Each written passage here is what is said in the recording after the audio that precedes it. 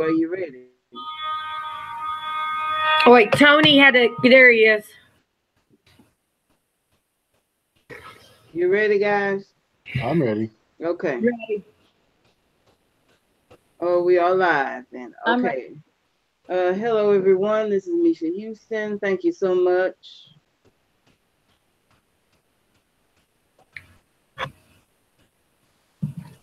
Yes, we're live, and thank you so much for joining us here tonight. This is Misha Houston. Welcome to our live stream. You all want to introduce yourselves? All right, I guess I'll start. I'm Lady Wolverton. Everybody just calls me Jen. I haven't been doing anything on my channel, just been on Misha's panel for a while now.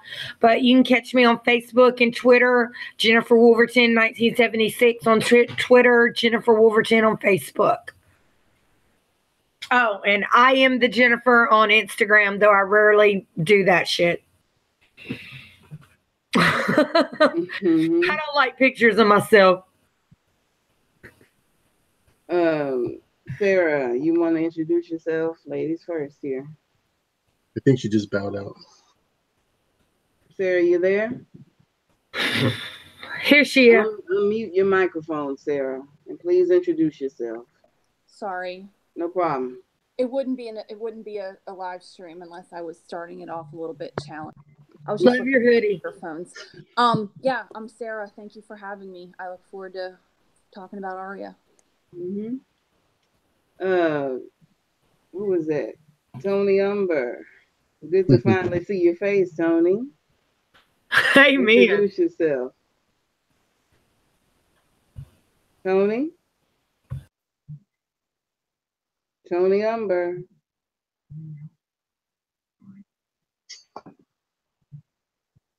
Tony, I can't hear you, baby. I think his sound isn't working. Okay, maybe it's something for me. Excuse me, y'all. We're trying to get this situated. He says hold on. He says hold on. Okay, we have a guest tonight, AU Packmule. How you doing, AU? I'm doing great. Thank you so much, Misha, for having me on. It's a real pleasure. I've never done a live stream with Sarah before, so this is going to be fun. And talking about one of my favorite characters, Arya Stark, of course. And want to say hi to Angelina from the UK. She's one of our friends. It looks like Tony's on already. Hear me now? I can hear you now. Okay, yeah, we can hear you, Tony. Whenever you're ready, you can introduce yourself. Tony Umber, same old, here another week. Okay. We have Jeremy Perry. Thank you so much, Jeremy, for joining us. Alicia, thank you so much, Alicia. And we have JW Flux. Thank you. Thank you so much for joining us in the chat. Hopefully it'll be a few more. We're discussing Arya 2, the second Arya chapter.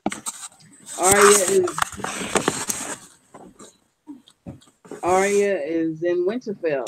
No, I'm sorry, she's in King's Landing. She's very much, she's very much heavy laden and heavy burdened, thinking about what happened down, at the King's Road. Yeah, she's still very much in grief over the loss of Micah. She's very angry and very upset. She's you can really feel, the anger boiling up inside of her in this chapter. She's becoming wild and she's becoming unruly. This is the beginning of her unruly, nature, coming forward in the story.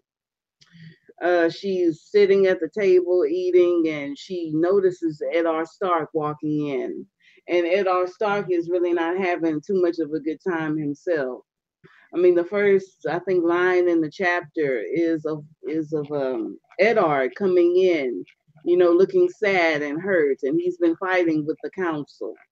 He's been very much, he's struggling as well. That's the thing that links the two of them together. They're having dinner, in the small hall, and they're eating pumpkin soup, and they're eating ribs, and a very fine meal, very fine meal. But Arya is more concerned, not so much with the beauty and the glamorous exterior of King's Landing. She wants so much to go home. She wants to go home and see Rob, and she wants to see Rickon and Bran, and she's all about home. She just really wants to go home. She has no interest in King's Landing. It's just not her world, and it's not where she belongs. She has a great authority over her identity and herself, and she knows that this is just not the place for her. She knows she doesn't belong here. She hates it there. Yeah, she hates it. She hates it there. She hates everything about it. And unlike Sansa, all the pomp and circumstance and the fanciness of it, that doesn't impress her. No, it doesn't. So she's more concerned with people than of fine, scenery. She misses the time when Eddard would have a guest at his table. Eddard would, invite a guest to his table, and she would listen to Eddard talk to various members of the household, which was a wonderful thing that I thought Eddard did. I mean, it really showed that he cared for people. Exactly. He said, "Don't ask a man to die for you that you don't even know." He told Rob that. Yeah, absolutely. And she used to enjoy listening to them talk, but she doesn't feel that way anymore because she feels like nobody stepped up when that whole situation went down at the Trident, and she's very resentful towards her sister, even her father, and all her father's men, because she feels like one talked a big game but did nothing. None of them did anything. Mm-hmm. Of course, they couldn't, but she's too young to realize that. Right. Mm-hmm. She's very, very angry, very hurt. She's very much in mourning over her death, over the death of Micah. She's heard horror stories about his death, about him being cut up into little pieces and given back to the butcher. The butcher thought it was a slaughtered pig, but in actuality, it was his son. She's seeing the ugliness of it now. This is the beginning. I mean, that's insult to injury. Yeah, I mean, she's beginning to see the ugliness underneath all the beauty. I mean, Sansa, in comparison, is only seeing the beauty of it, the beautiful facade, but she's starting to see underneath it.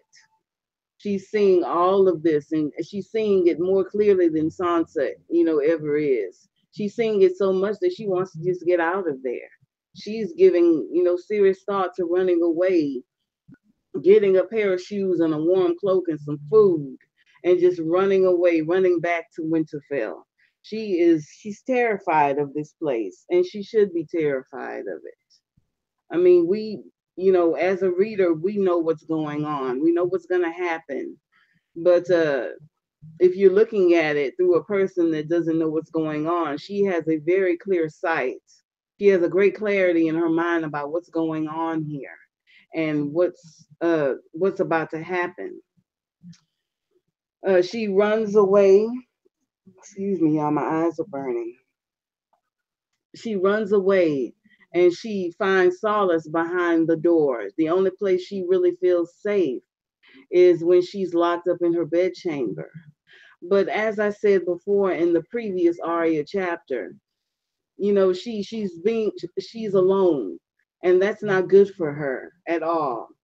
As I said before, she was biting on that lip. Check out my other Arya stream where I did the overview. She's biting on that lip, and that's a sign that she needs love and attention.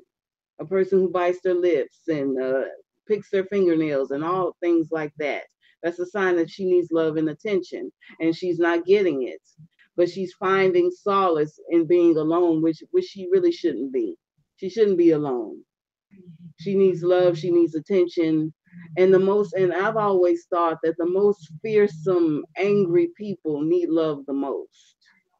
She's becoming this angry young girl, and it's becoming, you know, very apparent.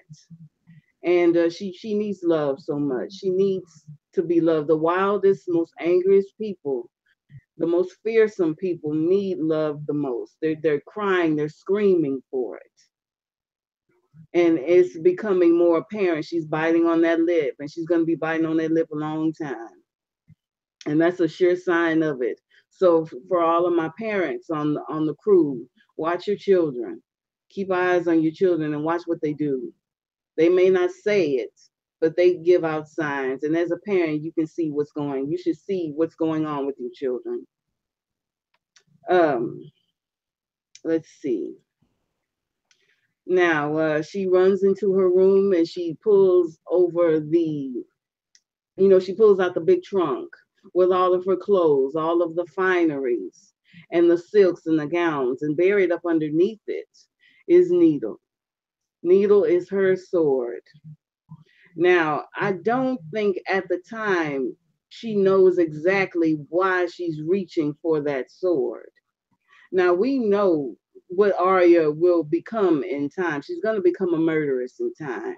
But I think she doesn't quite understand why she's reaching for that sword just yet. But she's reaching for it. And now Septa Mordain knocks on the door, pounds on the door, and she swings the sword outward. She's got it in her hand and she turns around sharply and she's swinging it. And to me, it's a sign of her wanting to kill someone. But I don't think she quite understands it just yet. But it's going to come to her sooner or later. Then she has another visitor, Eddard Stark. Now, Eddard Stark is a very special man to her. It's her father.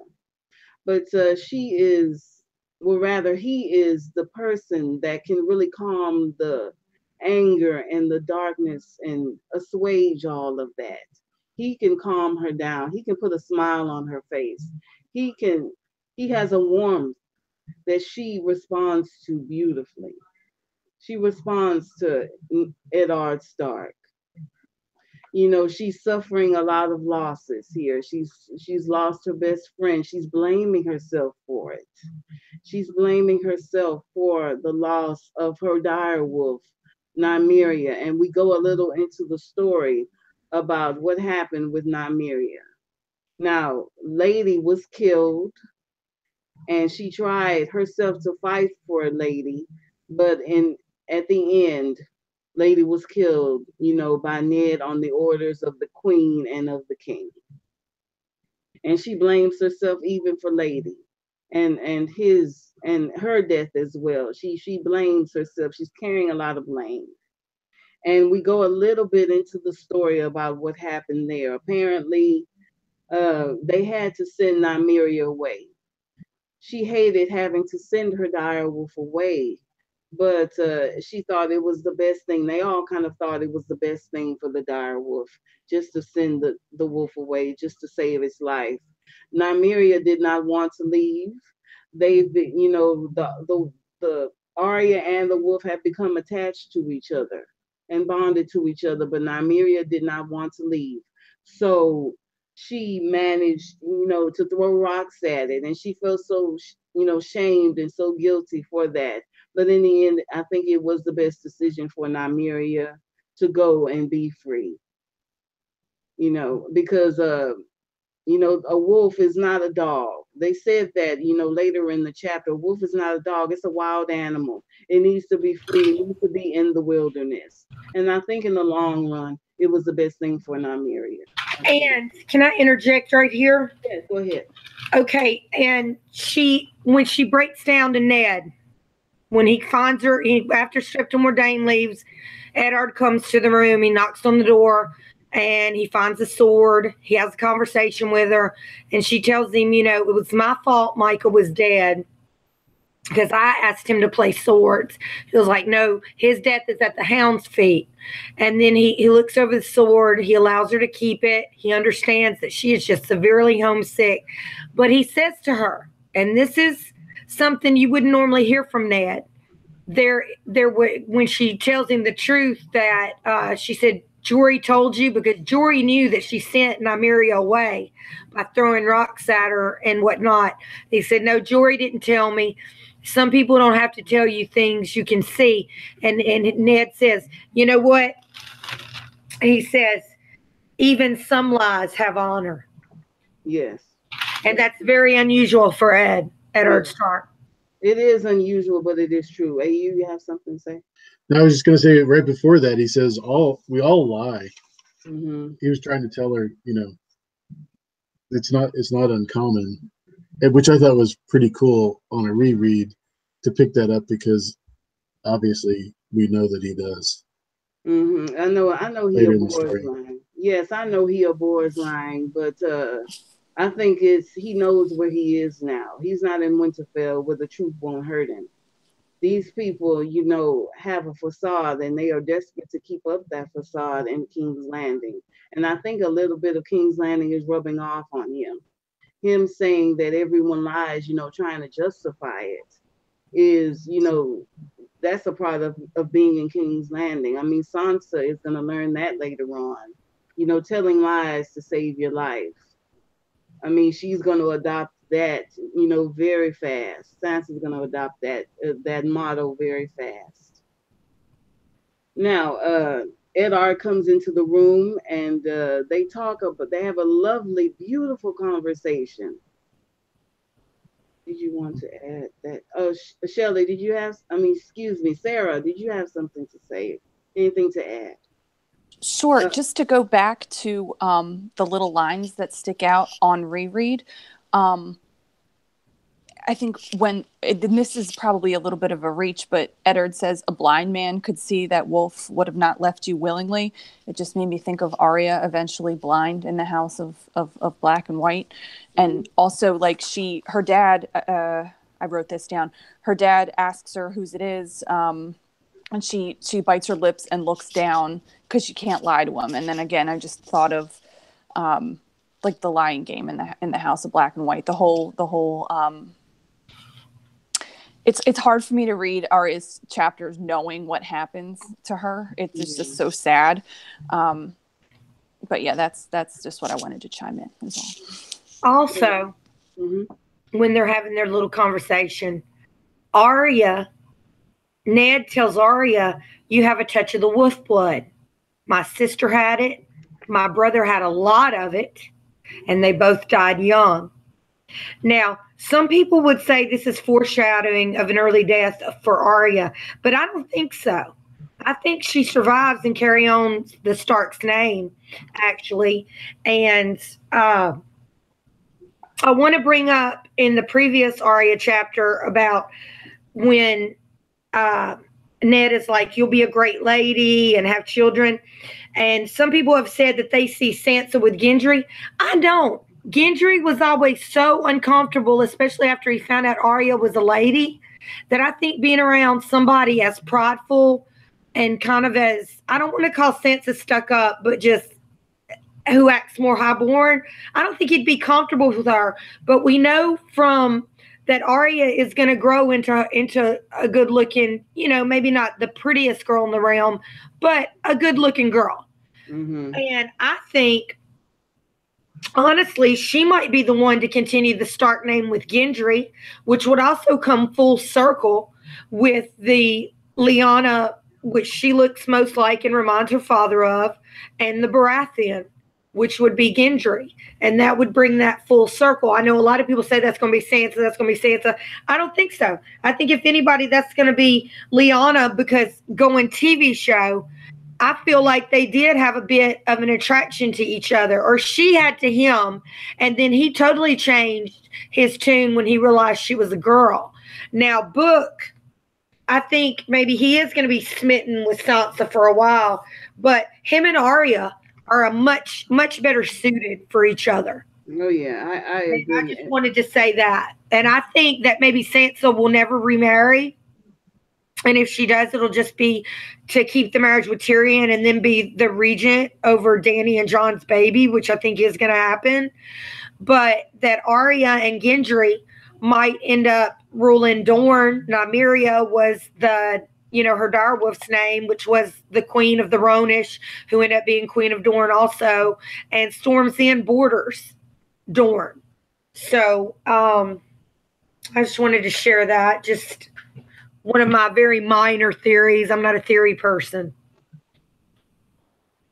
I mean, I can't, find fault in that. I know that she named her direwolf directly after that Rhonish queen. Warrior queen. Yeah.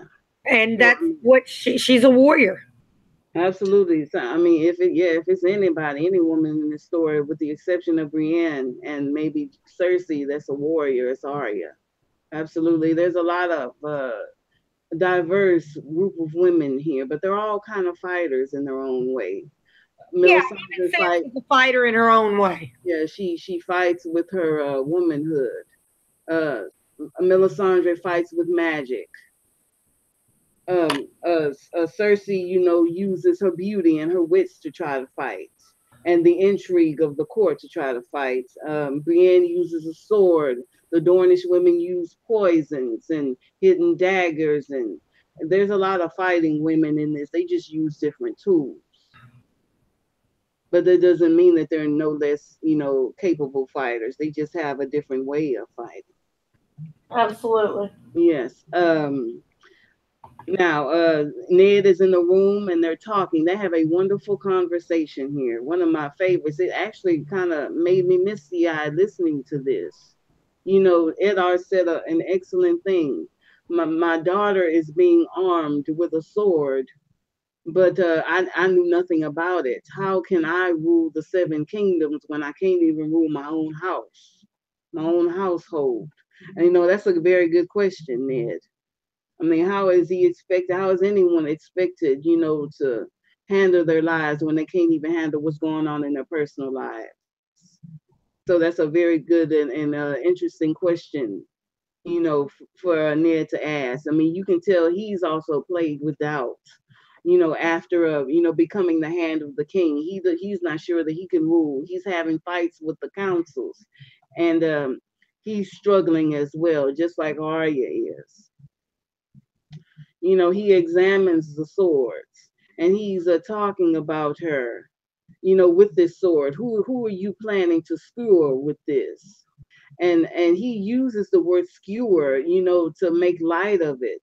But what he's saying is, who are you trying to kill? Who are you planning to kill with this sword? What are you doing with this? Who is your target? And that's what I meant by saying that before. She's picking up a sword, but she hasn't quite figured it out yet that she's thinking about killing someone. She hasn't grasped that yet. But it will come to her later on in time. Now, he breaks down, some of the targets. She says that I hate Septa Mordain, I hate Joffrey, I hate Sansa, I hate them all, I hate this place. And he says, well, you know what? Septa Mordain is a good person, and your sister is your sister. And he brings up a quote that was used in the show. The lone wolf dies, but the pack survives. In winter, we must protect ourselves and take care of each other and warm each other and make sure that we're protected. If we're alone, the lone wolf will die. And Arya, even though she struggles with her loneliness, she craves being alone, even though it's not the best thing for her. I don't think anyone should be alone, I think that's a bad thing. Now, let's see what else. I don't have any notes, so I'm just playing this by ear. They talk a little. Oh, go ahead, Sarah. Yeah, Sarah. So you're talking about how alone she is in King's Landing, when she's actually surrounded by people. She's surrounded by people who love her. Wait until there's Littlefinger's coup and her dad's beheaded, and she, instead of saying I'm a girl, she has to start going around as a boy, and like as she's fantasizing, like I'm gonna go steal some food from the kitchen and run off with Nymeria and find Jon. Like she is loose in the Riverlands eventually and has to figure out which direction she's gonna go. Yeah, and another thing that stood out to me, it just in terms of like, oh, this poor girl has seen nothing yet, is the way she felt so betrayed that no one stuck up for excuse me, Nymeria. No one drew a sword to defend Micah. Harwin being one of them, and Harwin is one of the Brotherhood Without Banners she runs in. Excuse me, the members of the Brotherhood Without Banners she runs into later, and she's so excited to see him, and he betrays her again. You know, her story is just one of just constantly being let down, I feel like, by people. Yeah, constant loss. Which makes it so sad. Can you hear me, by the way? Yes, we can hear you.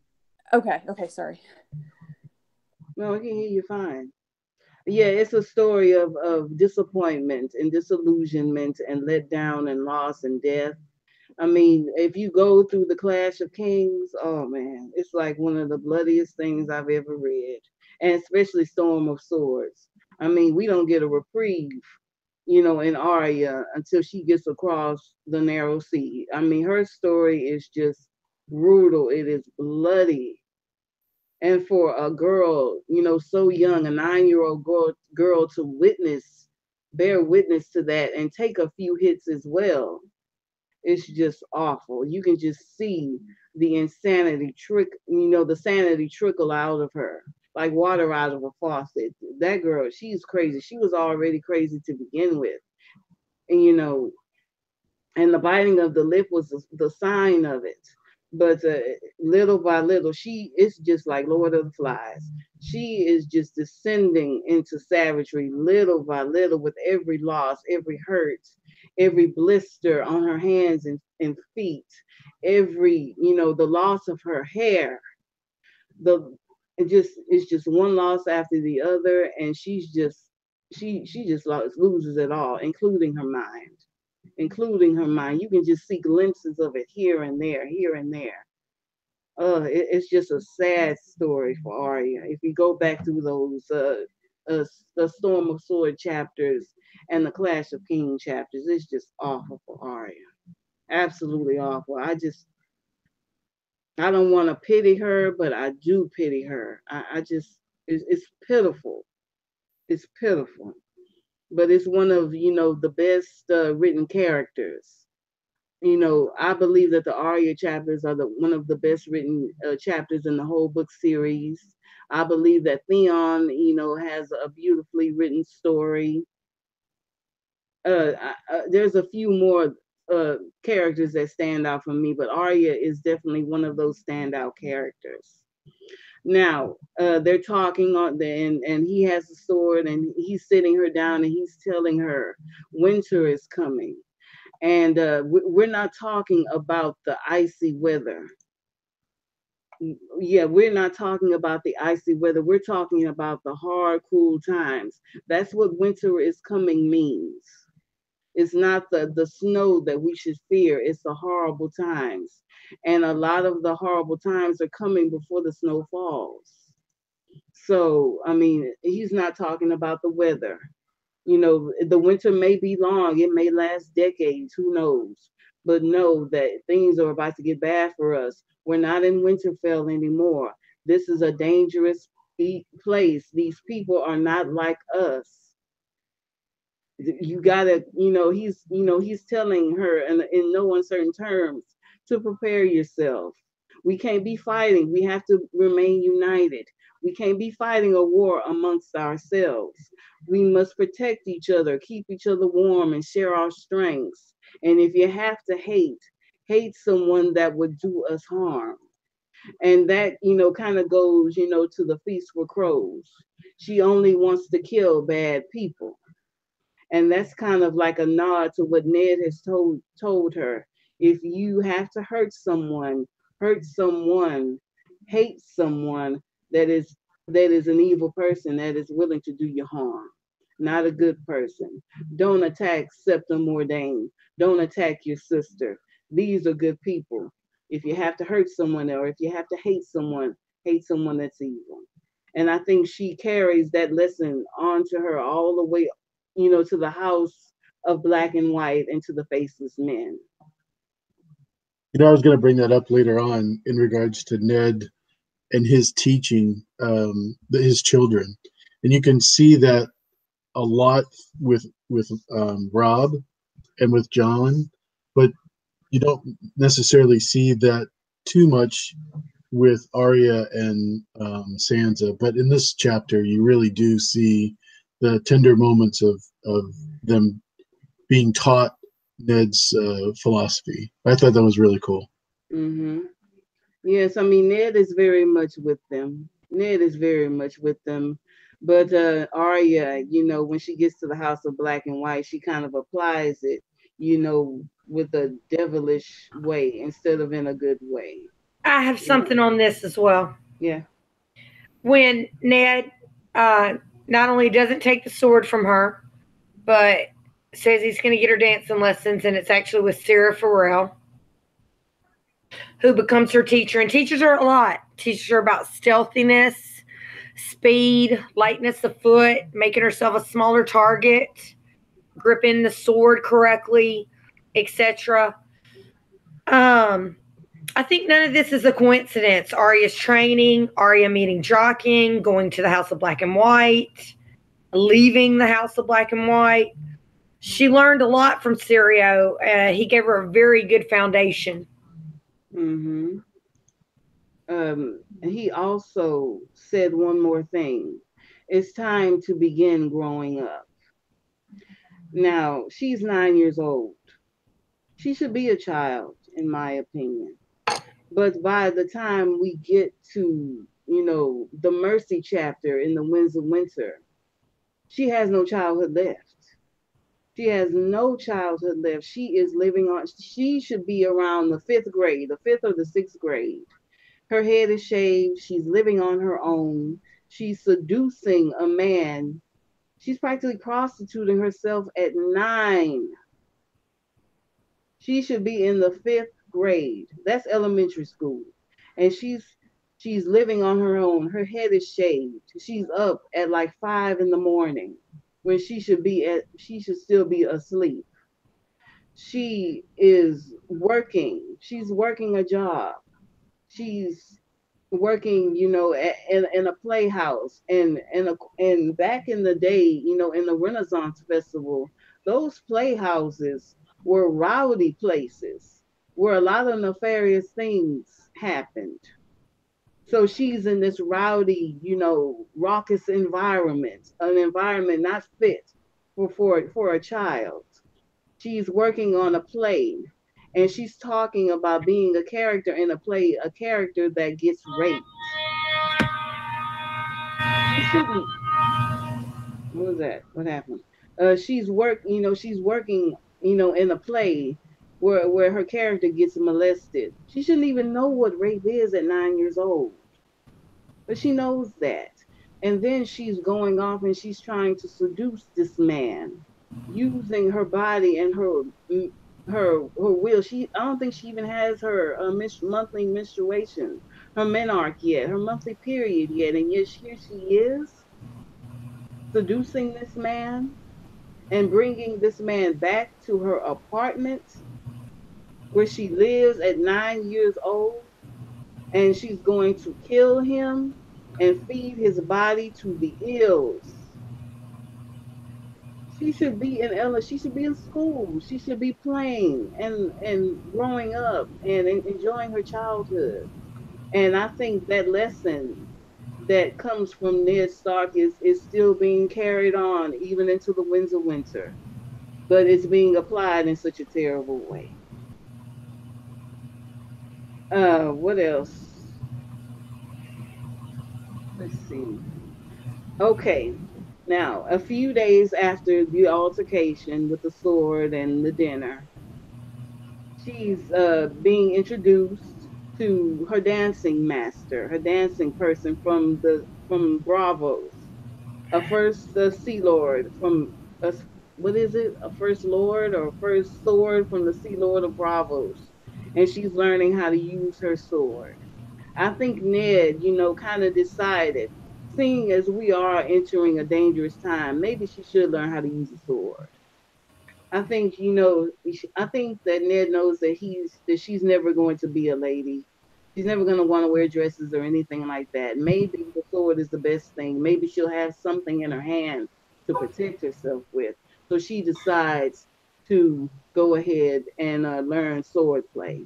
I think he wants to indulge her a little bit because he saw his sister kind of held back, except for her exceptional ability of being able to ride.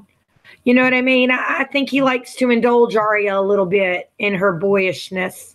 Yeah, sometimes parents will allow their children to do something like that so they can see, well, maybe I don't want to be a fencing master or a fighter.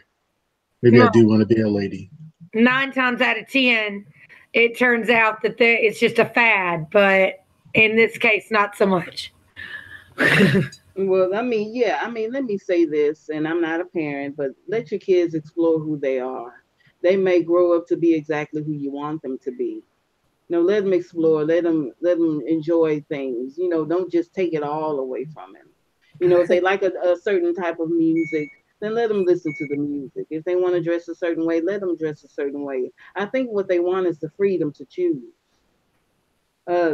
Yeah, Tony, did you have anything to say? You've been quiet all this time. Tony? No. No, you have. Okay. I explored a little too much when I was a kid, so. Okay. Okay. Well, as a parent, I've been told, and it stuck with me, you got to raise the kid you have, not the kid you want. Yeah. And that's good advice right there. Yeah, you can't force them to be what you want. You gotta raise the kid you have. Very smart. I mean, I got a 11-year-old daughter, and I think it makes a lot of sense for me to have a daughter. Just to put it that way, like, because I was a piece of shit guy towards girls, so like it would make sense for me to have a daughter because now she's getting to the age where body parts are starting to grow and my husband has 2 daughters. He said he wouldn't know what to do with a boy because girls pick flowers and play with dolls. You have just a daughter, right? Yeah, I used to try to take her camping and hunting and all that stuff, and she's a dancer, so that did not go over well at all. So it didn't take long to learn. Much easier because they just played with flowers and dolls, and he wouldn't have known what to have done with a boy, Rowdy. Yeah, like my daughter's more into sports and stuff right now, but I mean, I don't know. She's very beautiful, and it's hard to. I don't know. I guess I was meant to have a daughter because I look back on it. I'm like, man, and I'm like thinking about. I told her she can't have a boyfriend until she's 30. Payback, right? Yeah. And then then it's crazy. I'm like around nothing but girls all day, so like 5, 10, 5, 8, 11. So it's like. They're just I just think it was meant for me to have nothing but girls around. I always wanted a son, but I don't know. I think I was meant to have girls just to say, look. Yeah, your son may come one day. Never know. I'm getting kind of old. Nah, what are you, 35? 30? 30 sounds better. That's young. Yeah. I'm 35, so I'm 41. We won't make you answer that. 35, so young. Now so much for me. Now she goes to see the dancing master, and the dancing master, the first thing out of the dancing master mouth says, "You are late, boy. You are late, boy." Now, Arya, will be sacrificing a little bit of her femininity, a little bit of whatever femininity she has left. But I think, in the dancing master calling her a boy so much, she said, "I'm a girl." In someone telling you something, maybe the opposite took effect. You know, and I don't even know if I'm explaining this right, but she kind of, took charge a little bit of her femininity, and she acknowledged it. She said, "I'm not a boy, I am a girl." You know, so I mean, in those dancing lessons, even in that first little lesson, she learned, you know, I am a girl, and I should accept it and own it, and you know, You're right. work with it as best as I can. And you know, that's really the first time we see her not kind of be jealous of the fact that she's not a boy. I'm not saying by any means she wants to be a boy. I'm just saying she resents the fact that she can't do the things boys do. But for once, you see her, you know, say, "No, I'm a girl." And for Arya, that's a big thing. That's a big thing for Arya. And there was another thing. Serial helped her a lot because it was like boy, girl, no matter your arm, your sword. Yeah, that's another thing. Serial said they really stood out to me in that part. You are a sword, and that is exactly what she is going to become. And I've heard, you know, it's better that some people thinks it's better to be the knife, you know, versus the wound. And I think, you know, instead of, you know, acknowledging how hurt and heartbroken she is, you know, she just wants to just become the sword and become the knife instead of, you know, not dealing with her own pain. And that was, you know, she takes these little sentences and these little lessons that she's learned, but she doesn't apply it in the right way. Well, in the next chapter, which we'll get to eventually, we do see that she listens to Sirio Farrell and applies, you know, a lot of his stuff that he asked her to do, and gives her a good foundation, basically. I mean, we see she's not as good as she thinks she is when she gets to the house in black and white, but Sirio Farrell definitely gave her a good foundation, and I think it was no coincidence that Sirio Farrell, a previous First Sword of Bravos, just happened to be in Westeros. Yeah. Oh yeah, absolutely. You know, Bravos will be, you know, her future destination. Yeah, exactly. And she's going to remember a lot of his lessons, but there are a few points, and I'm not trying to disagree with you, but there are a few points where he tells her things and she uses it the wrong way. She is very courageous, and she's going to use his lessons to get, you know, out of King's Landing. Spoiler, I'm sorry if I'm spoiling it for somebody, but she's going to use the lessons good, but she's also going to use some of those lessons in a bad way as well. Now that you've read the chapter, can you give us like an overview of what you thought when you were reading the chapter or rereading it? Well, as I was listening, you know, rather reading and listening to the conversation between Ned and Arya, I you know, got misty eyed. I even cried because you could hear and feel the concern and the love in his heart and in his voice for Arya. You know, Arya is very special in his eyes. A special soul. You can tell that Arya is his favorite. Yeah, Arya is his favorite, whereas Sansa was Catelyn's favorite. Was Catelyn's, yes. And I think that he loves Arya so much also because she reminds him so much of his sister. And he does things for her like the sword lessons and letting her keep the sword to please her because he knows that's something his sister would have loved to have done, but their father never allowed that. I think he allowed Lyanna to ride and maybe she could shoot a bow. You know, we still don't know if she was the mystery knight or whatnot or how well she was with arms, but I think he wanted to do for her what his father wouldn't do for Lyanna. As a concession because he knew she was very lonely and downtrodden. And she really, yeah, I get what you're saying when you got misty eyed. I mean, she really blamed Micah's death on herself. Oh yeah, she's been carrying that around and never told anybody either. And no, so when she tells Ned, you know, it's kind of special. I mean, she won't talk to anyone. She doesn't feel safe, you know. Exactly, like at the table. Excuse me. Did you say hi to Don the Kraken Wit before he explodes? Oh shit! I'm sorry, I'm watching the chat. What up, Kraken? Hey, Don. How you doing, babe? she mentions everybody, you know, a couple of people by name, Horrid. She says she used to feel like so safe sitting at that table eating with them. But since nobody defended or spoke up against the king and queen, and in her mind, she doesn't understand there's no way they could have, that she no longer really feels like they're her people. So she feels so alone. And just Ned giving her those sword lessons is just something he's doing for her out of love for her, to show her, hey, look, I'll give you something to make this bearable, to make living here bearable. And yeah, I agree. It does indulge her.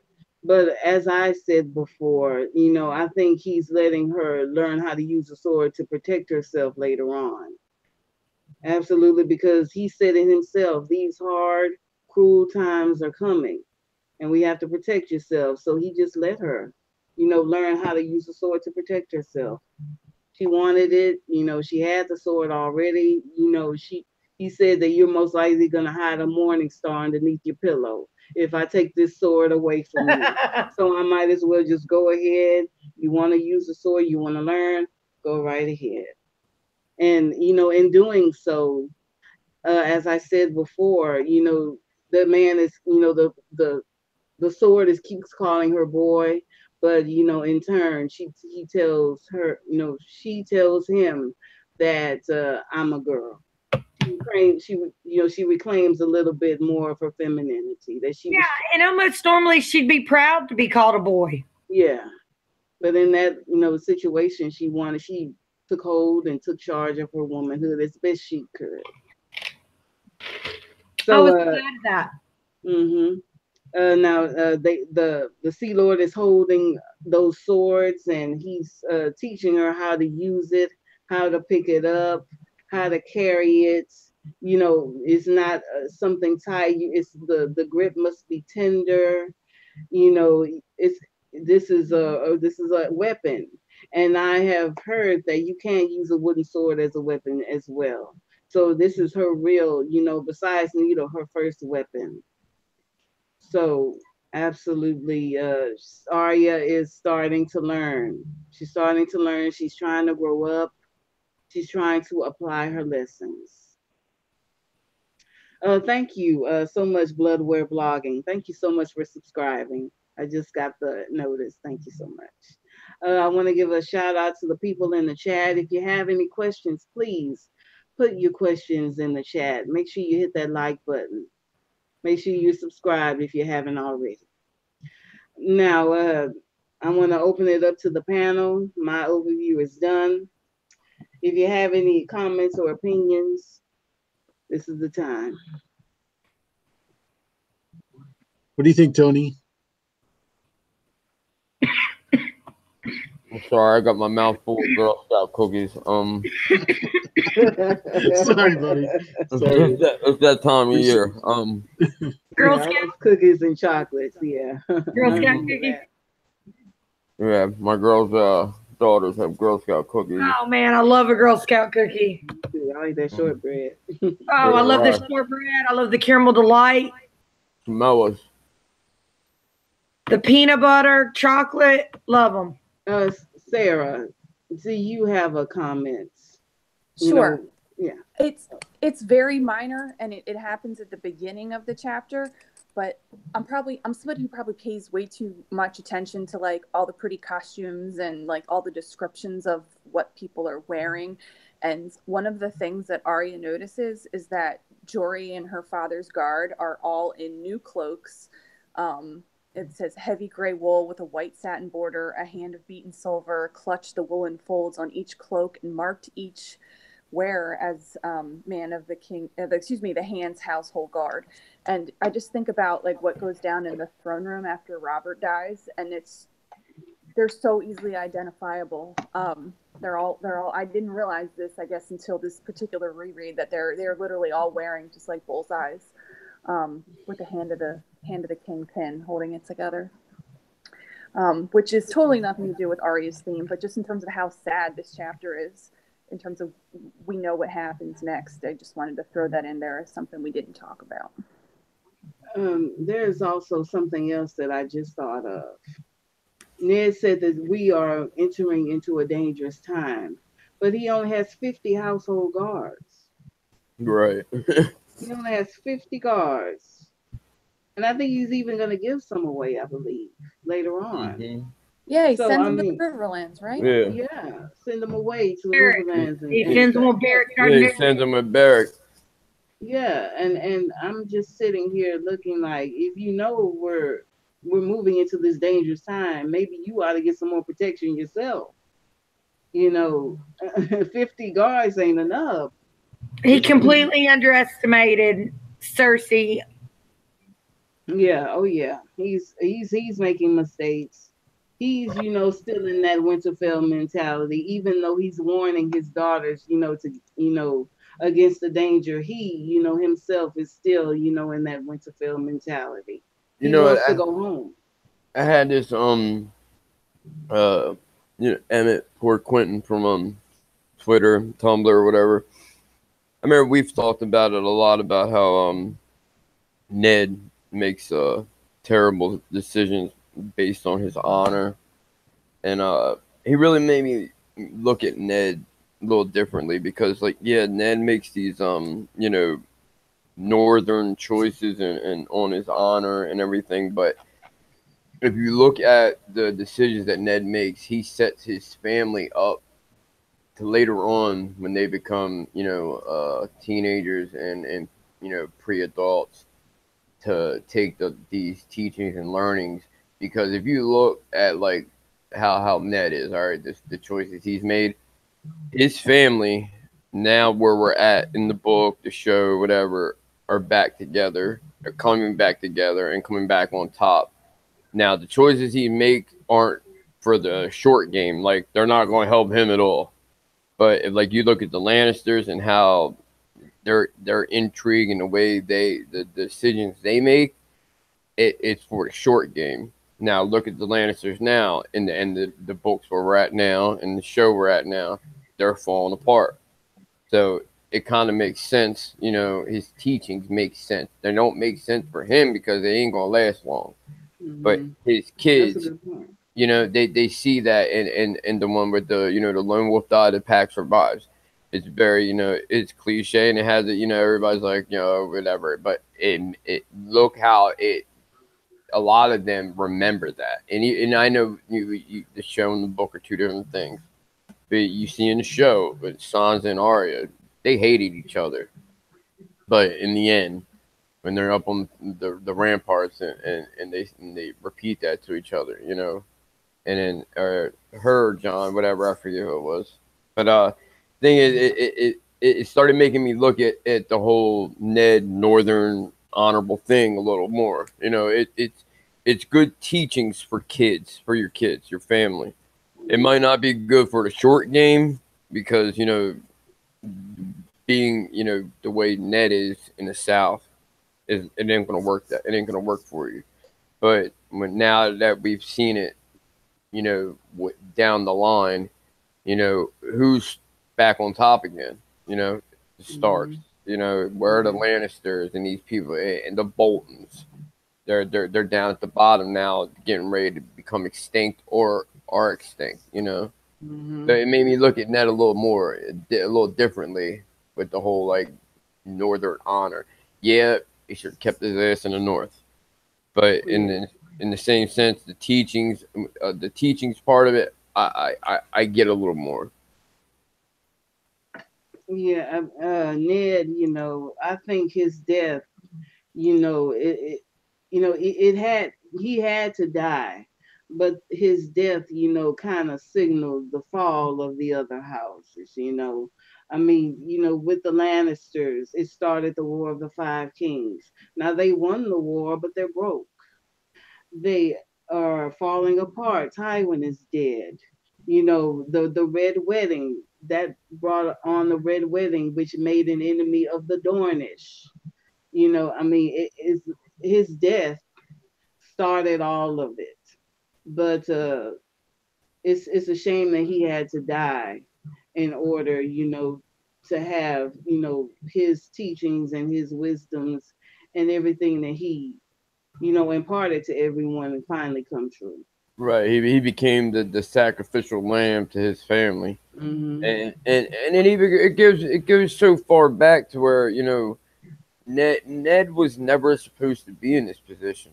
You know what I mean? So like, yeah, and then that even made me think about it. Like, if it wasn't for cockstrong Brandon, Ned would have never had this position of being Lord of Winterfell, and things could have been a lot different. The Starks could have been the Lannisters of the North. Like, can you imagine if Brandon would have been Lord? Like, he'd have had all kind of bastards everywhere. Oh yeah. Like, if he'd even made it that long, like he was way different than Ned. And that's like everybody always looks at the Starks like, oh, the Starks are honorable. Starks are honorable. The Starks have had lines where they weren't that honorable. It just in this current storyline and their current Lord Paramount of the North is being Ned, and then the thing that follows him around is when we're talking about John, even though now we pretty much know, even though you got those people that, want to, follow Order the Green Hand and swear that Ned and Ashar are still going to bring out this John baby all of a sudden, like, come on. It's John's a Targaryen, Ned is whatever story went to the grave. He didn't even tell his own wife. So it's like, and part of me, it kind of like you look at Ned being this honorable person, but it's like, how can you say he's honorable if he won't even tell his own wife?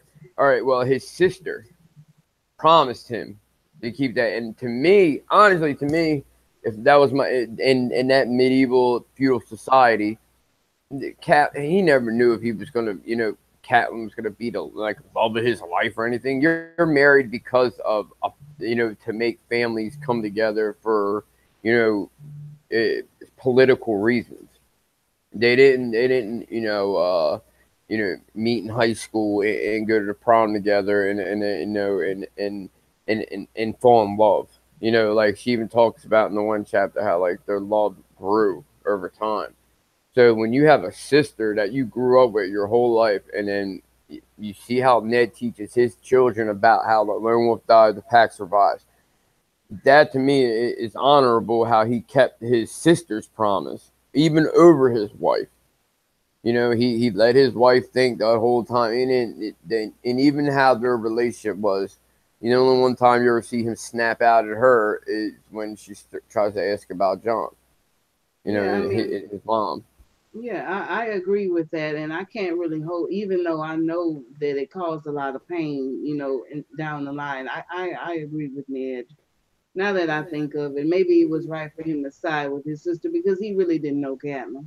He didn't know Catelyn at all. No. I mean, when they got married, it was an arranged marriage. These ridiculous arranged marriages, and his sister was his sister, his blood, and she was dying. She was dying. So I mean, I can't really hold it too far against them, even though it did cause a lot of problems later on. So, thank you everyone for being here in the chat.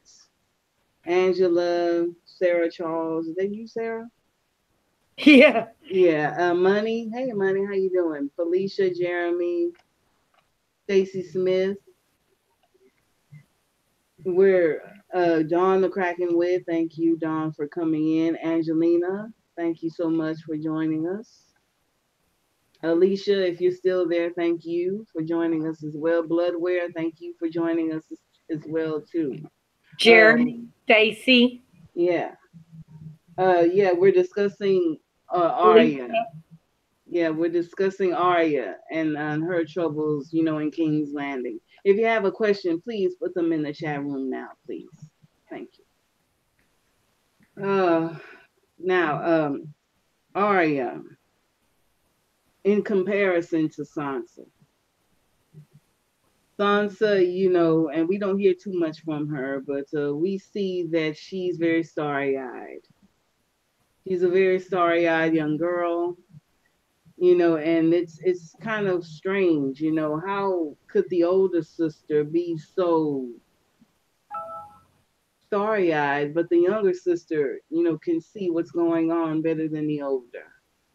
I How think it's is because she's more worldly. yeah. Like I've said before, she, you know, just like the way she always refers to John as her half brother after she finds out he's a bastard. She doesn't really fool around too much with the common people, whereas Arya is always talking about messing around. Love before she felt betrayed for nobody sticking up for Lady's death and not her having to send Nymeria off. She loved to sit at the table and listen to the common people. She played with common people. And I think that makes her a little bit more mature than Sansa because she's seen more of the world and the way the other half lives. Yeah, that's a very good point. Excellent point. Just like Melisandre told John on the show, at least you had feast. Mm-hmm. At least, you know what I mean? Some people were starving. Mm-hmm. Yeah, you can. Yeah, that's true. That's a very, very good point. I appreciate that. Absolutely. And it's really, you know, she's a very interesting person. And I felt like if Arya, you know, had the good upbringing that she truly deserved, then maybe some of that darkness would have left her, and she may have even in time embraced a little bit of the feminine arts, you know, embraced a little bit of her femininity, but it was just being stripped away from her throughout these chapters, you know, and it's a sad story. It's a sad, you know, story for Arya. And those chapters are just gritty and brutal. I mean, I had They are, forgotten but how. you know, getting further on in the book, she finds her place. Yeah. Which there's much to be said for that, for Mm-hmm. getting over we all have to do it. Yeah. I mean, all of us on this panel, I'm sure, had something that really traumatized us, but there comes a point when you have to say, hey, I got to move on from that. Mm-hmm. You Yeah. know? And yeah, she does. You know, she and Sansa have this one thing in common. They both know how to take hits, but keep on moving. And I have to give them both credit for that. Success is not forever. Failure is not fatal. It's what you do after that that counts. Yeah.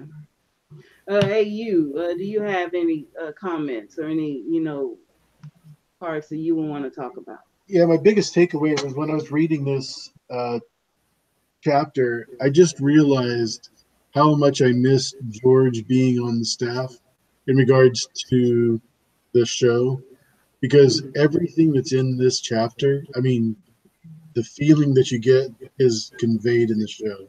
Mm-hmm. And once he left, you obviously missed that. And it was, you know, after the third year. So, but it just so in depth and entangled, and just loved every bit of it. It was fantastic. Yeah, I agree with you on that. You know, when Sansa and Arya are standing on the ledge, and they brought that quote back into that, but they really didn't pay tribute to Ned in the show. You know, they're standing up there proud, you know, that Baelish is dead and they're relishing in it. But but Ned, you know, never relished in killing someone. It was never something that he enjoyed. He went to the gods with afterwards to cleanse himself. And Sansa and Arya didn't do that. Now they put the line in the show, the lone wolf dies, but the pack survives. But they didn't have the feeling of it. Mm-hmm. They didn't have the feeling of it. And so, I mean, I agree with you, AU, that it was such a bad thing that he left the show. So, Yeah, but I didn't like the Littlefinger thing so much. Everybody got all riled up because of how he died. Like I talk about this all the time. Like with that kind of society, that feudal society, when you're, you know, big strong men and And here you got this little dude that all his ploys and plots and everything, they were all based on the long game, and it was all by chance. Like, I don't think he would have made it as far as he did. Like, and for him to make it as far as he did to the season before last, and then everybody getting an uproar because little girl slit his throat, and he went out crying. Like, how else would you think he would have went out? Like, he's not going to grab a sword. Well, let me say this, Tony. I mean, it's not just about the sword; it's about the wits. You got to use your brain, and that was his weapon. His brain is his weapon. And I mean, yeah, but in that kind of society, your brain's only going to go so far when you got a bunch of brute men. But I think that your mind should be your strongest weapon, not just a sword. Yeah, but that's why I think it worked for the Maesters, because nobody thought. That's why the Maesters are the biggest, con of the whole thing, because you got these old guys in gray robes with chains. They ain't walking around with swords on their hips. Everybody thinks, oh, don't think nothing of the Maesters. I think they are the most dangerous men in the whole Westeros, because nobody thinks the mind's and I believe mind's a dangerous thing. But Littlefinger put himself in with these other people that, like, and it just don't, to me, it didn't make much sense for him to make it as long as he did. The Maesters being how they are, that makes sense to me. Getting 80 years old and using, your smarts to get in, because a lot of these lords didn't even know how to read. So the Maesters could start wars and nobody even know it. Right, the whole Littlefinger thing just it never it rubbed me the wrong way. I just never thought he would have made it that far. And that's just my opinion. I mean, I have nothing against smarts. Like, I believe smarts outwin a meathead brawn any day. But when in that society, I just don't see how it worked as long as it did. Everything he did was based on chance. Well, let me say this, and I know that wits were his main weapon, but as far as the books go, when he threw the dagger to the door, it proved that he did have some sort of a skill with a knife. Maybe, he learned from that duel. Maybe he's not, just using his wits. Maybe he can use a knife as well. And that was never shown in the show, but it was shown in the books. Him wielding that Valyrian steel blade. So I mean, I do believe, even though his wits and his chance and were his main weapon, I think he can use a knife too. And that was another thing. I would have loved to have seen Baelish go out, in another duel. The duel created Littlefinger. The first duel created Littlefinger when he lost it, and a duel could have ended him as well. And I would have been pleased with that. I don't believe he should have went out on his knees crying, but that's my opinion. We have a question in the chat. Do you think Harry ends up being king of the North blood? Jeremy Perry asked the question. Do you think Harry ends up? Absolutely not. Oh, okay. You sure about that? Because you sounded like you weren't unsure. You were a little unsure.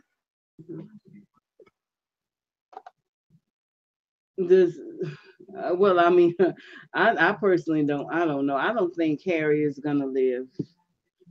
I don't think Harry is gonna make it long in that book. You don't think he's gonna play the part of Bolton did in the show?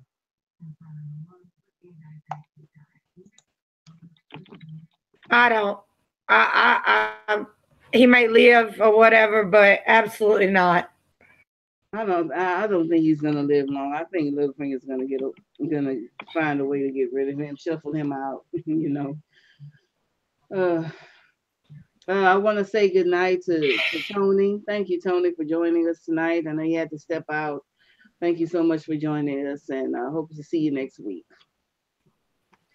We're discussing, Arya and any questions. So if you have any questions or any comments, something that you want to discuss, a subject, please put it in the chat now, please. Felicia asked earlier if we picked up anything on this reread that we might have missed on the previous reads. Oh, well, I mean, I can't state anything, for certain, but I seem to always pick up something new when it comes to this book. These book series. I mean, you always find something new, at least in my opinion. I think, you always find something new with George R. R. Martin, things that you haven't seen before. I agree. Mm-hmm. Yeah, I mean, that's pretty much my answer, Felicia. I mean, every time I read this, and I've reread maybe twice, and I always pick up something new. And that was before I started doing the live streams. I've read it at least 10 times. Yeah, if I'm sitting somewhere or if I'm in traffic or something like that, I just pick up my phone and listen to it on the audiobooks. And I do the audiobooks too. Yeah, so I mean, I've always, found something new. If I can't fall asleep at night, I put the audiobook on my Kindle or my phone and listen to that. Yeah, one of my favorite chapters to listen to is the Victorian chapters in the late Dance of Dragon. I don't know I mean. That's a nod to you, Don the Kraken Wit. Absolutely. Those are the kind of the chapters that I enjoy. I also enjoy listening to the Theon chapters. The Theon chapters are so beautiful, absolutely beautiful, and especially the Reek section of his work of his chapters are just so beautiful. I love the Theon chapters. I love the Sansa chapters too, and seeing her growth little by little. I don't have any, other chapters that really stand out for me, but those chapters really stand out. I love the Sansa chapters because you get to see a little bit of Baelish, Do I see a twinkle in your eye for Baelish? Oh yes, absolutely, absolutely. I'm such a fan of him, and I know a lot of people hate him, but he brought so much to the story. I like him as far as the story goes. I don't think I think he's self-serving, but as far as the story goes, I think he's a great character, very well written. Mm-hmm. Very well written character. I believe him, and I like him, and I just, enjoy it all. I enjoy it all. What about you, AU? What are some of your favorite standout characters in the story or favorite chapters? There's so many. Most of all of the prologues I can say are number one, and you can number them anyway. It doesn't really matter. Those are my favorites.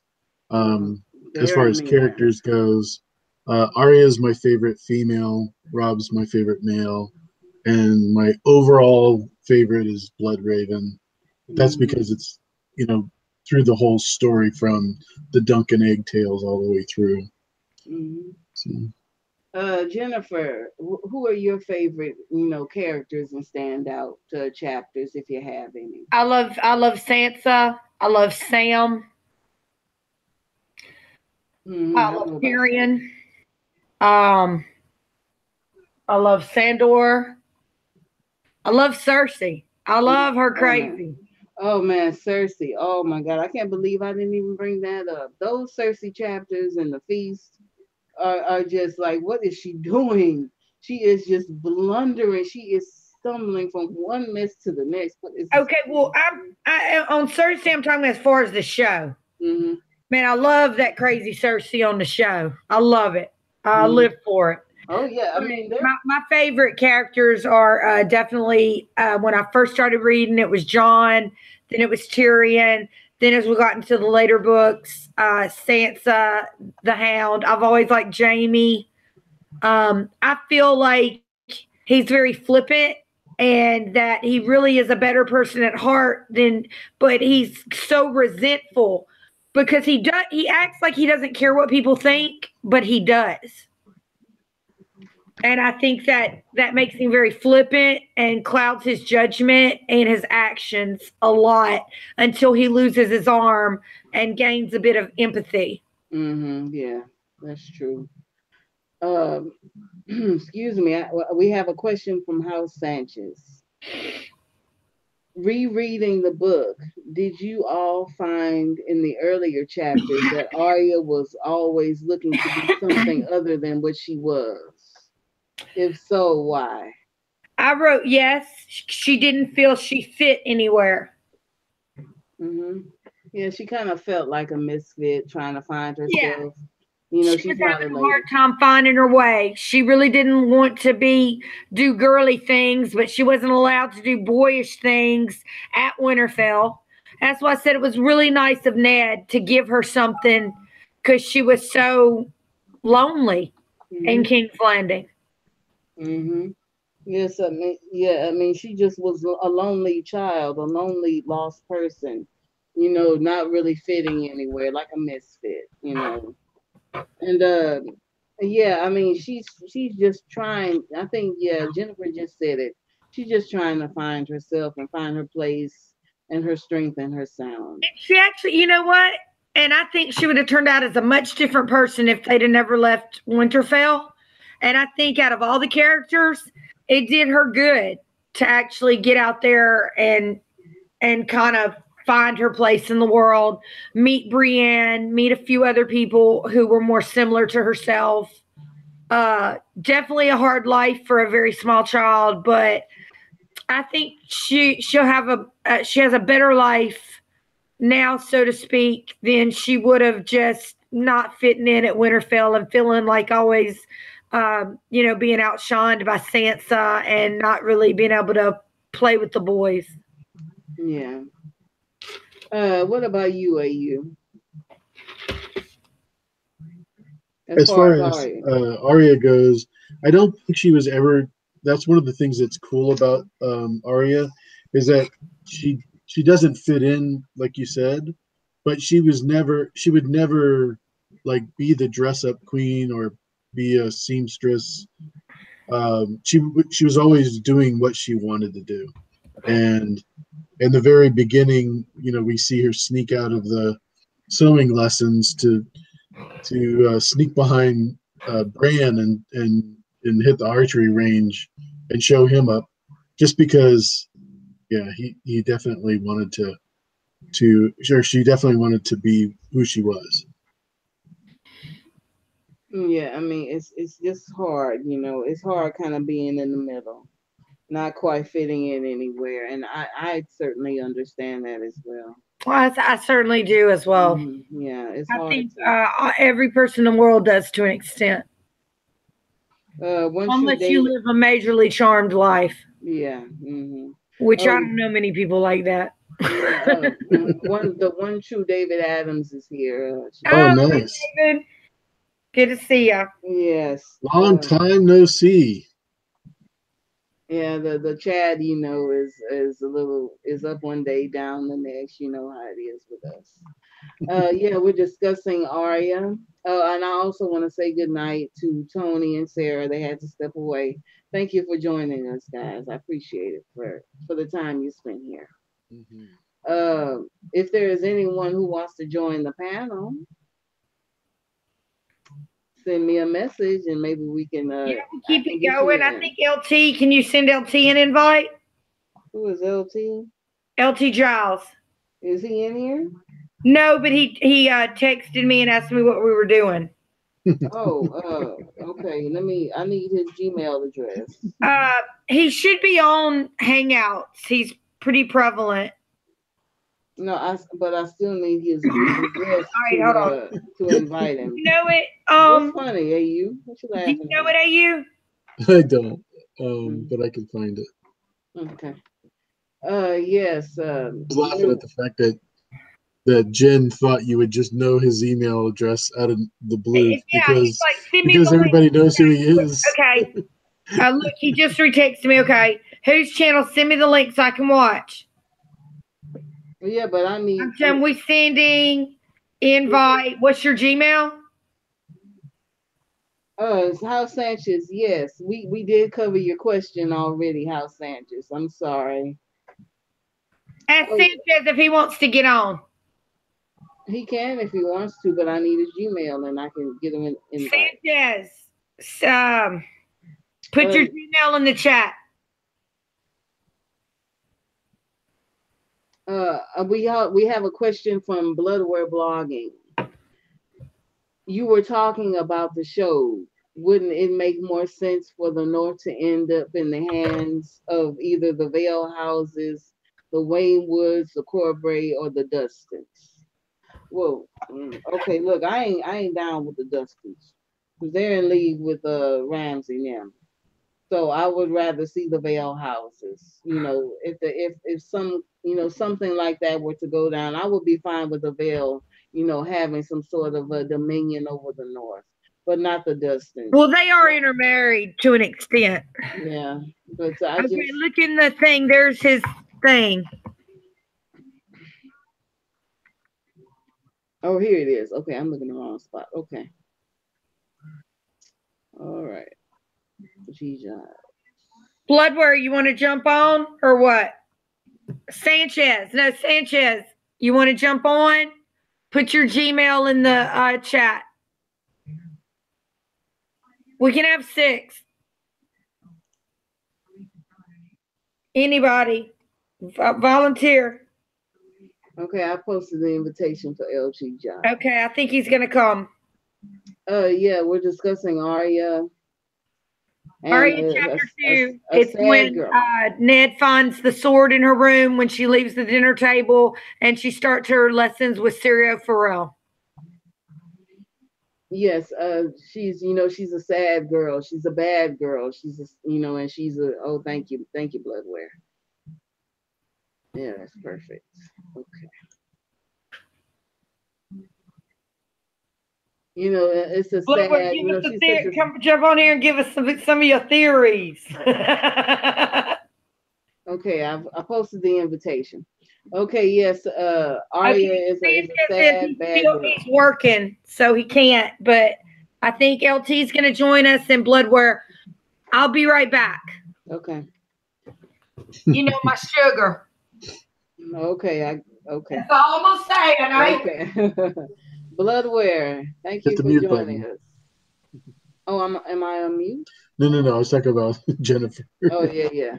Well, yeah. Thank you so much, Bloodware, for joining us. Can you hear us? Yeah, is the audio good right now? Yeah, I can hear you. Let me try to turn you up a little bit. I can hear you a little bit louder. Okay, now say something. Okay, here we are. Okay, yeah, you're good. Okay. What's your opinion on the Arya chapter? I mean, it's good. I was wondering what was Syrio such in the perfect place at the right moment? Like, why was he in King's Landing? Yeah, that's a good one. Yeah, I mean, he's supposed to be the first sword to the Sea Lord of Bravos. Retired. So what does he do? I mean, in the previous Lord of Bravos yes, he's retired. Was the guy who fostered Viserys Targaryen. So wouldn't Syrio also be hated by Robert for being involved with the whole thing? Why would Robert hate him? Because he was protected to the Sea Lord of Bravos, who was the guy who fostered Viserys. Oh, okay. Because he has some sort of ties, to the Targaryens. Yeah, he doesn't. He would know that our. Yeah, I don't think Robert would have had anything wrong with him. I think he was there personally as a faceless man. I don't think he's a faceless man. See, everything about him seems opposite to a faceless man. Well, that's why he's such a good faceless man. No, the thing is, that when you're in disguise, you become that person. No, I mean, it's that everything about him is so suspicious because for some reason the Sea Lord of Bravos was looking for his bodyguard to don't be someone who was good at fighting, but someone who can look up a faceless man for some reason. So was he being in anyone's assassination? You think he was there to assassinate? I was saying, were the faceless men trying to assassinate the previous Sea Lord?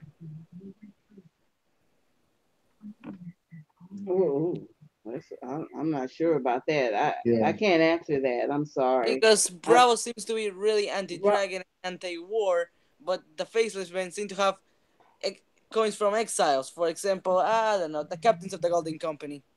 He could have been there just as a member of the Iron Bank or assigned to check out King's Landing.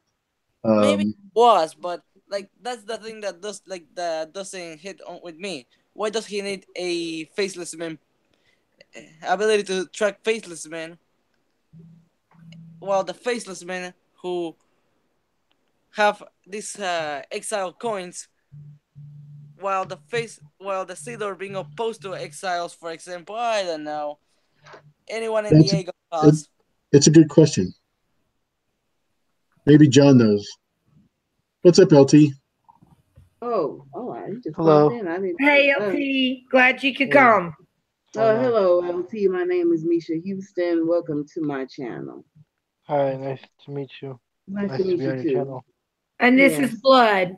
He's got a nice little channel as well. He does some good videos.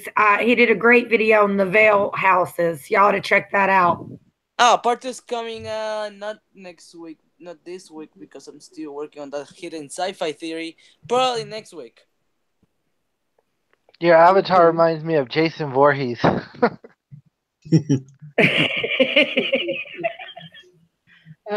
So Blood was asking why Sirio Farrell happened to be in King's Landing when they needed a water dancer.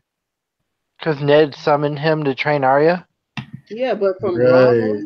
right. Yeah. But from Bravos, I mean, he could have gotten anyone from his company. From Right. his Maybe He was Ned already and King's Landing though. maybe Ned and Sirio knew each other off book or something, and they just never, explained it.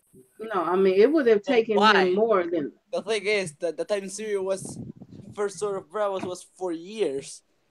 I think they you was guys are out of just trying Winterfell. to think outside the box and think of theories, but I think it is what it is. I think Ned possibly knew him. I mean, unless you want to go into the thing about him being Jack and Hagar, I don't know, but I just think he was there to. The perfect person if you're going to defend against a faceless man head.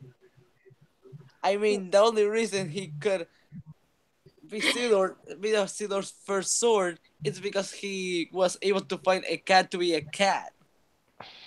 Well, let me say this, that it was 3 days after the altercation with the swords that the Sea Lord of the first sword of the Sea Lord of Bravos popped up. Very quick. It's not gonna take. It's gonna take more than 3 days, right, to come across the narrow sea. Excuse me, Misha. So, I think there was probably Bravosi agents in King's Landing just filling out the climate. The King's Hand has just been killed, a new one is appointed. I think they're just filling out, the government because they had. No, but I mean, not that many they were people owed a large amount of money. I mean, even who else to send? go back, a lot of the Veil guys that were actually in King's Landing were mostly Littlefinger agents who will stay because Littlefinger is staying. I mean, most of the Veil people in the court are Littlefinger guys. Yeah, and he does have ties to Bravos. He does. He could have been a spy for Peter But Baelish. Syria, the little bit we get of Syria Farrell, he comes off as a very honorable person. So I don't see him in league with manipulator like Littlefinger. I think he was maybe an agent for an organization in Bravos It that probably was engaged the political climate. I mean, he certainly could have been. He does and have. What better place than to place yourself in a position in the King Hand's household? Perfect place for these two to be fighting over. See, here's the thing: the faceless men, for some reason, have exile coins with a king that his name starts with a D. In the Mystery Night, I think it is the Duncan Egg novella, we see this same type of coin that was used by Daemon II in the Blackfires of Wars. So someone was probably trying to kill the Sea Lord to bring someone who will be more favorable to, I don't know, a slaver who has ambitions with dragons, something Bravos against stuff. So hey. You okay, AU? You're muted. You're on mute. I was just thinking of the connection between Littlefinger and Syrio, and if I remembered any parts. Littlefinger's Pravosi. I don't. Yeah, his dad was. Well, But I don't remember any connection between them. And Ned certainly wouldn't have asked for Littlefinger's help. You know, and like I said, Sarah Farrell seems like a stand-up guy. I think he was there as an agent of perhaps the Faceless Men or just the Iron Bank, just to see what the climate was, because basically the leadership had just changed in King's Landing and they owed them a lot of money. So I think he was just getting a feel for where the leadership was going. No, I get it, but it's just weird because, like, everything around the Faceless Man, and he was basically hired to be a first sort of Bravos because he was able to spot Faceless Men. You remember the line with the cat has no clothes or something like that? No, the Emperor has no clothes. A cat's a cat.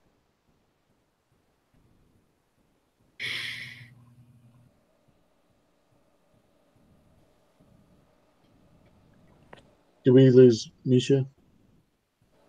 Misha says she'll be right back. Elton, Okay. any thoughts on that? No, I'm sticking by what I said. I don't think there's anything like I don't think Serial's an agent or nothing like that. I just think that possibly him and Ned met off book, and he summoned him there to train Arya. And I mean, Is I don't that even the think type some people think he's jacking Hagar and that he died. I don't know. I think he died and that's it. I think maybe we know he definitely was first sort of Bravos. But I think he's just retired, and somehow Right. him and Ned met in the past. Ned did a lot of traveling when he was fighting and stuff, and he Actually, possibly the met him thing there. is And that the time that Robert Rebellion was going on, Syrio was the first sort of Bravos. That's probably around the time he was serving in Bravos. Right. Yeah, That's that true. timeline would fit, I think. Because he was king for the last 19 Unless years. Syrio So. fought for the Iron Throne in the Great Red Rebellion, is the only time I can see it. Yeah. But I do. I just think, if anything, maybe he was sent by somebody to check shit out. And what better place than to place yourself in the household of the King's Hand to get a look at what's really going on? Now, do I think he was a bad guy? I don't. I mean, if what we saw was what happened, he sacrificed himself for Ned's girl. Right. I don't necessarily believe he's jacking unless he had a face.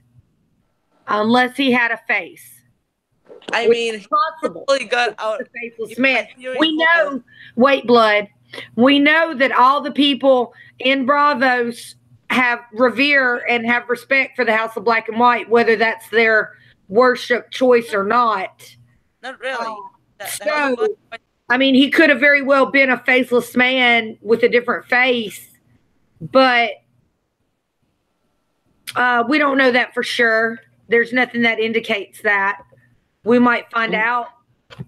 And it debunks Jack and Hagar being Serial. Think about this. Okay, if Jack and Hagar was Serial too, he would need his face, right?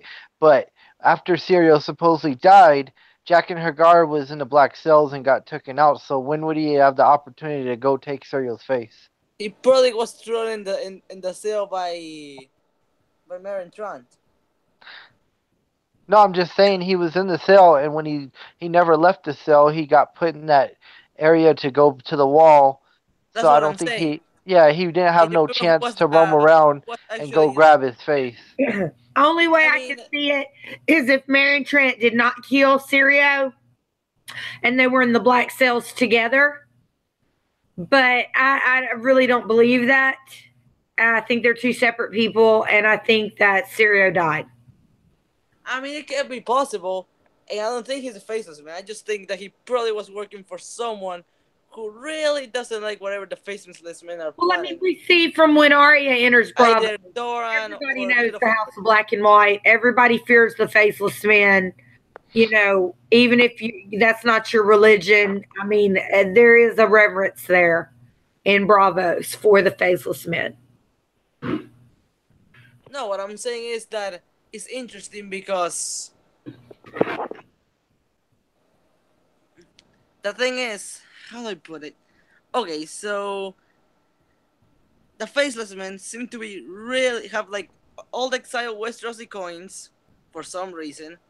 Seem to be really off with the leadership of Bravos.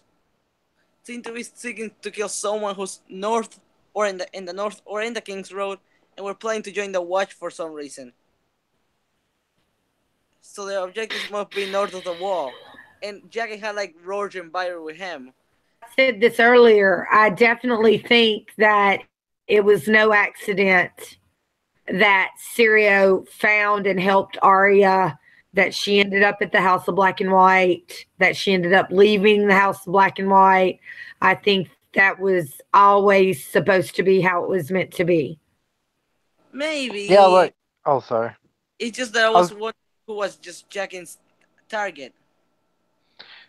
Jack and Sirio, they're all part of Arya's story arc, and like Jennifer was saying, they're there to better Arya, and I think possibly Jack and Hagar let himself get caught to being a Black Sails. I mean, he's a faceless man. I don't think he got put in those Black Sails on. He did that on. He possibly did that on purpose. I mean, the miracle was that he got released. Yeah. By Varys, so I wonder why.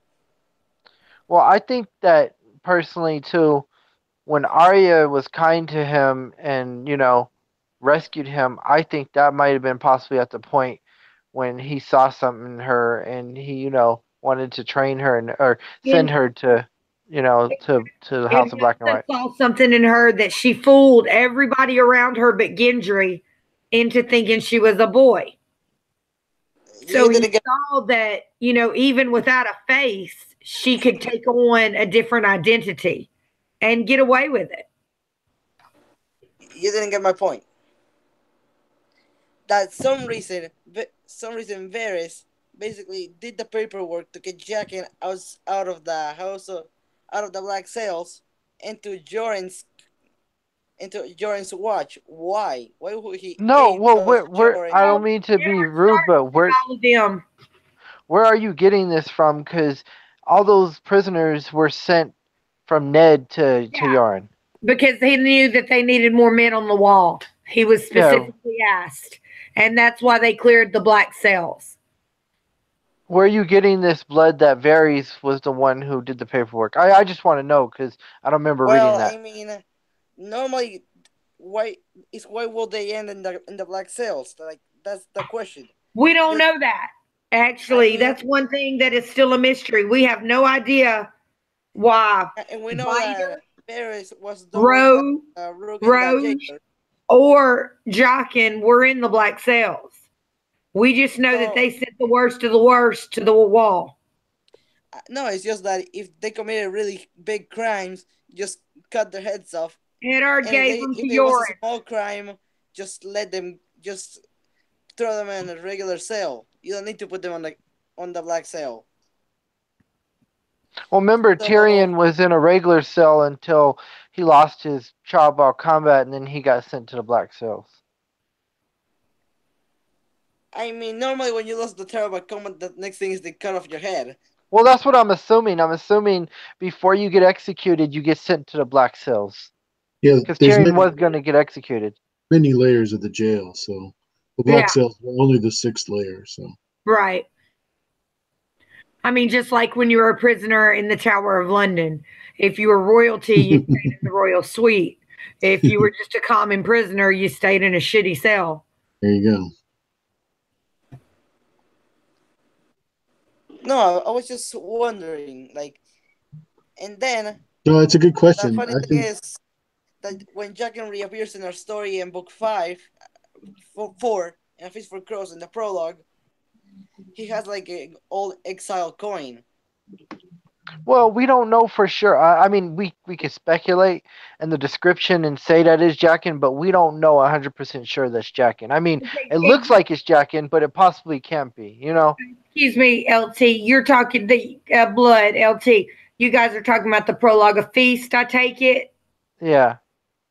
Yeah, in the prologue, in the It page doesn't chapter. say. It doesn't say it's Jaqen, but the descriptions are like really, really close.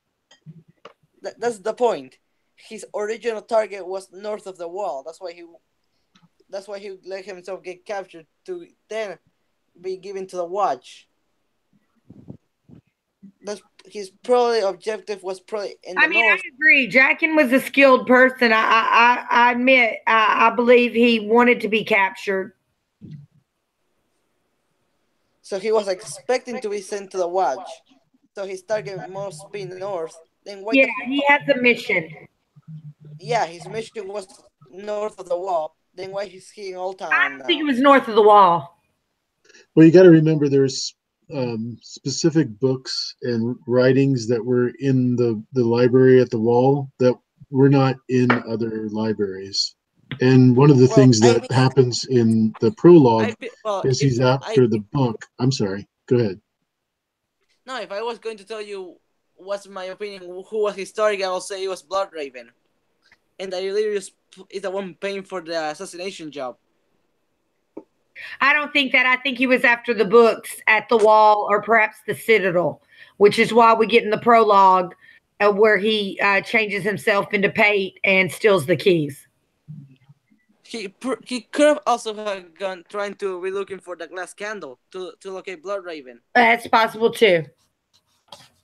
There's a lot of possibilities. With simple fact of the matter is we just don't know.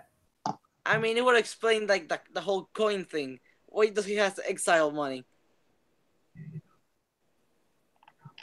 Well, so did the Tyrells. So Yeah. that doesn't mean. I mean, the Targaryen dynasty was only 350 years, so it's not like there wasn't other coinages. I think he had several missions. As Stacy says in the chat, she believes his mission was Arya. I believe it was Arya and to get some kind of knowledge that was needed. If I had to say, which I'm not confident on this one, it's probably Bloodraven and Illyrius paying basically to make the Golden Company's invasion easier.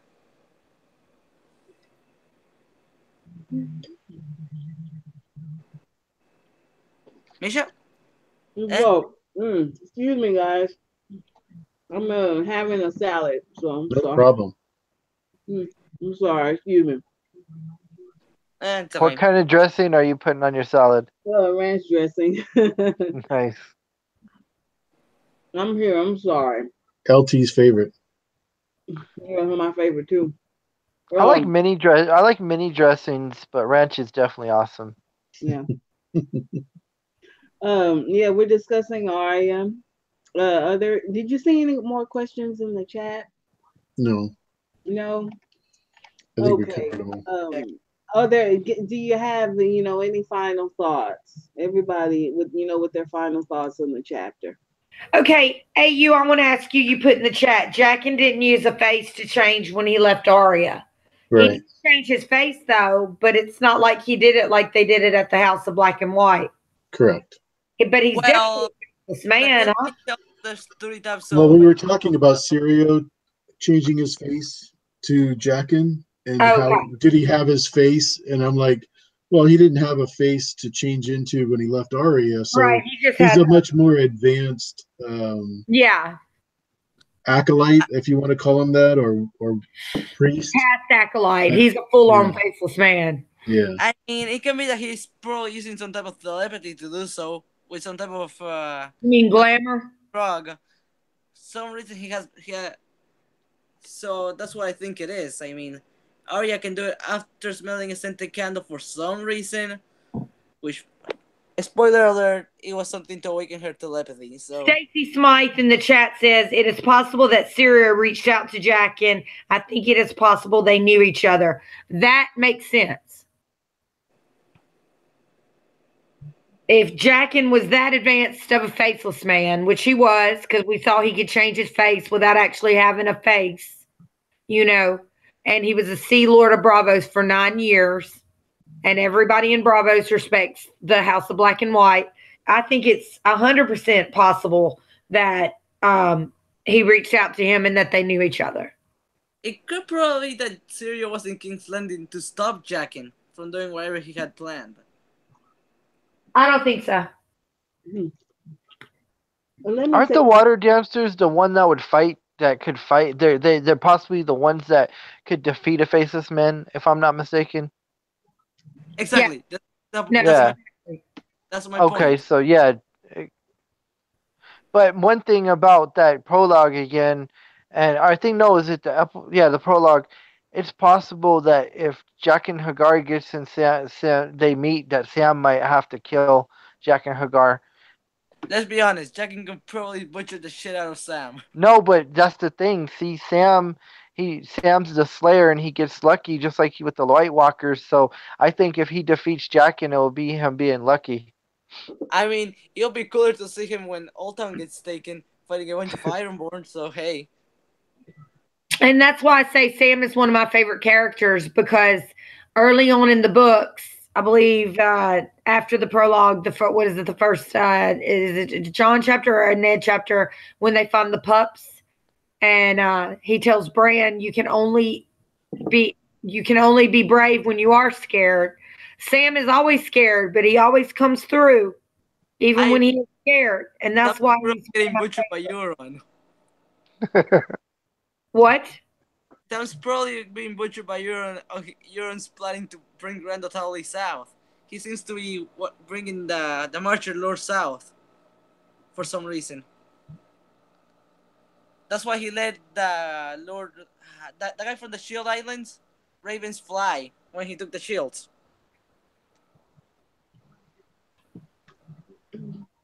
My theory is, about Syrio Forel is that he is a spy for Littlefinger.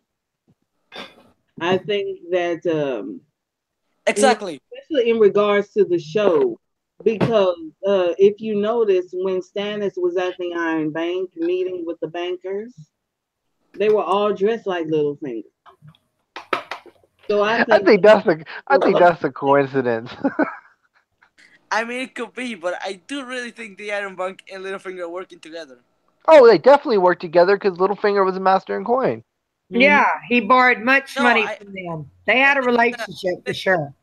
See, the Iron Bank is bonded to Stannis through that, and Littlefinger is bonded through the Vale Lords through that. So maybe Littlefinger is just trying to help his fellow Vale Lords with his connections in the Iron Bank. Maybe makes Donald Wayne with the Lord of Winterfell or something. Yeah, I think he's either spying for Littlefinger or for the Iron Bank. Or both. Or maybe I think he's just spying for I don't think that Iron Bank, Bravos in general. No. Well, we already seen Littlefinger's ending in the show. Sansa, please. Hopefully we see that in the books. I mean, hopefully in the books it goes something like, "Oh yeah, Riley, you want to put me on a trial by combat. Get out your best. By the way, I know this guy called Incorporate. Oh yeah, Valerian's still sorting everything." Now look, I don't want him to die. I'm sorry, I don't want him to die in the books. Probably if he gets into a trial, he probably calls a trial by combat and puts anyone who signs as champion to fight a Veiled Knight or something. I don't mind him dying, but not yet. What if Littlefinger is a great warrior now? Because, I mean, he got defeated by Brandon, and maybe that shamed him so bad he trains off book, and he's a great warrior now. I mean, even if he has a trial by combat, he's probably going to ask for a champion. Yeah. But let's be honest, it's probably going to be either Linkor Bray or Lothar Brun. Yeah. Maybe Brun. We're discussing Arya. Are there any more, comments or questions about the chapter? And I'm talking to the panel. No, I'm good. Okay. Jennifer, not you? No, I said everything I thought was pertinent that I had to say. Okay. What about you, LT Giles? No, thank you. Okay, I'm sorry. You came in a little bit late, and we're kind of at the tail end now. Thank you all for joining us tonight. We had a very lively chat, but I think we're going to go ahead and shut it down. You all want to do your outros? Lady Wolverton, Jennifer. Everybody calls me Jen. I'm on Facebook, Jennifer Wolverton.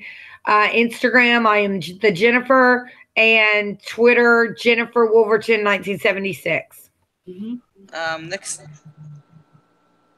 Bloodware, go ahead and do your outro. Yeah, this is Bloodware. If you like more conspiracy theorists, some people call it conspiracy theories. I think they're pretty accurate.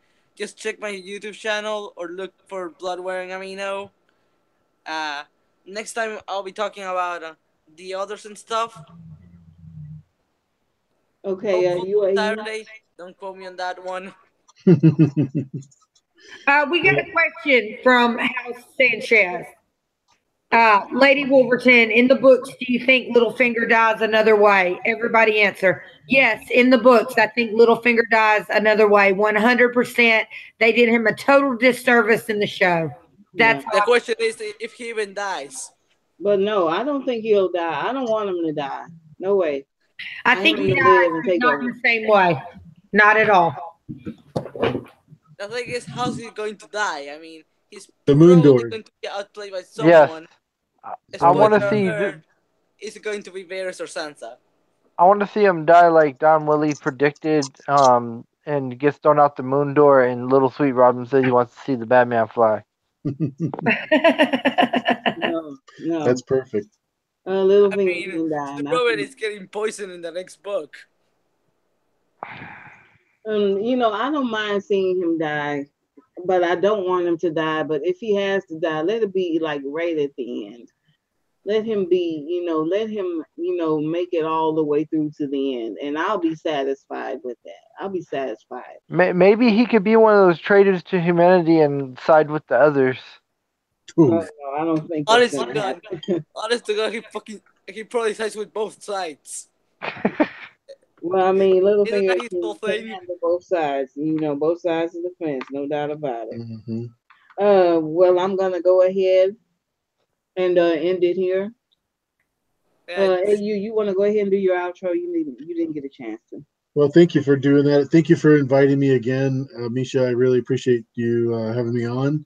LT, it's always good to see you. And Tony, Sarah, if you're watching later, hope you had a good time. If you want to check out my channel, I'm at AU Packmule on Twitter, Facebook, Instagram, anything else that you can think of. If you have any questions, you can always reach me at aupackmule@gmail.com. And thanks again for having me. There's no problem. Thank you for joining us tonight. I appreciate it. Also, before I go, who's doing the next chapter before we end this? What's the next chapter? Daenerys. It's a Daenerys chapter. Tony and Sarah are gone. You want to do Daenerys next time, Jennifer? I'll do it. Okay, thank you, babe. All right, no problem. Thank you so much, Bloodware, for joining us. And thank you, LT Jobs, for stopping by. Maybe you can come, by, next time a little bit earlier. And you can start from the beginning with us. Exactly. Yeah, cool. Okay. Thank you all so much. Thank you to everyone in the chat. And we will be doing Daenerys next week. Very interesting chapter. She's made it over the hump. And I think we all know what that hump is. Now, thank you all so much for joining my channel. Come back next week for the next, live stream Thursday at 9 Central. Thank you all so much and have a wonderful night. Good night.